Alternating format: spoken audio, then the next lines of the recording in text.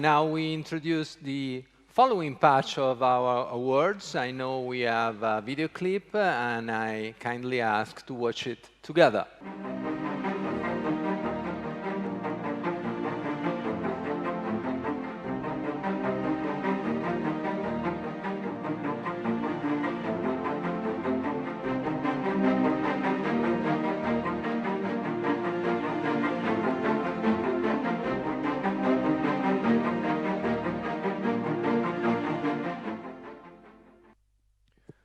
Now we move on to a very sensitive topic because it's not a spread word and a spread fact that in Italy, 1 out of 4 people suffer from some kind of mental condition.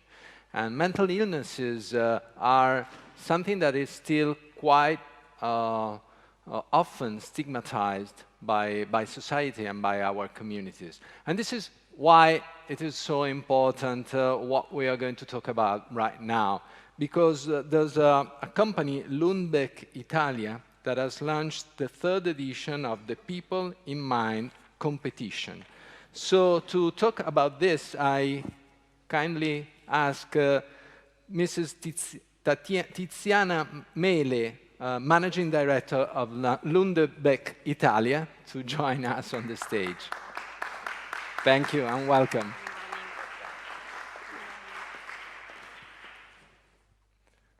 Good morning, all. It's a great pleasure to be recognized for People in Mind project, sponsored by Lundbeck Italia, also because this project is completely in line with the purpose of the company that I represent. Lundbeck is a Danish company that is entirely dedicated to restoring brain health. And through People in Mind, we wanted to invite people to use visual art to express what does it mean living with a brain disorders, not only as a sufferers, but also as a caregivers. As said before, People in Mind reached its 3rd edition that will be end just tomorrow, and just only this year we have collected more than 500 entries. But why art? Art because it's a very universal language that can reach everybody. Art is also a rehabilitation therapy, but if we think also art is a creative and a recreative process, and if we think at the origin of the word, art means act. Art means do. And People in Mind is more than a simple, let me say, art event. It's something that is able to create a virtual cycle. Why? Because the entries that we collect year over year are then sold to a public through People in Mind website, and the money collected are used to fund projects that are sponsored by 3rd sector associations that are aimed to support and to support people living with brain health, people and their family. This is the reason why this project fits also with at least two sustainable goals. The first one is number 3, because it's health and well-being, and the other objective is number 17. But many times we are used to talk about how we can keep our our body healthy. It's hard to discuss how we can keep our brain healthy. But we have prepared a short video, if the control room can help me, to show some little suggestion on what we can do. Thank you.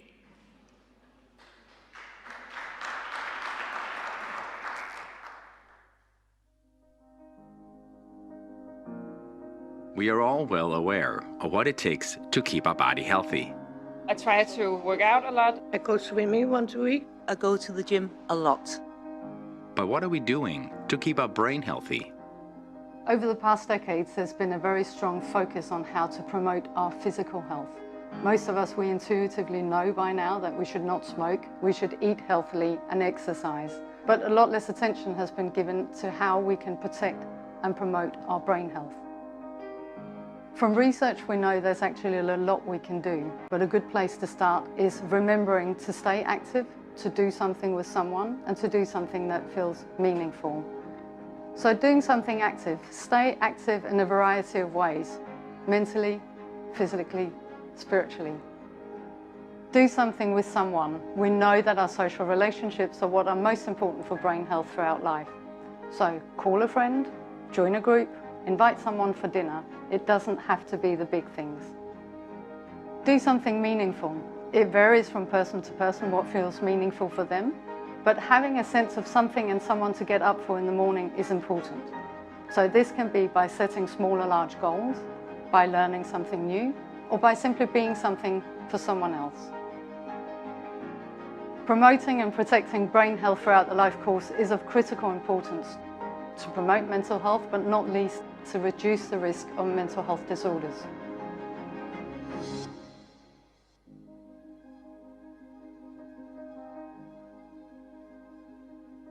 This is a short video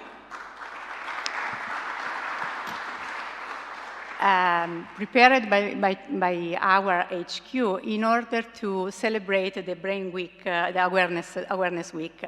And here we have seen what we can do as individuals, but I am proudly part of the CEOforLIFE community, and I strongly believe that we together we can do more.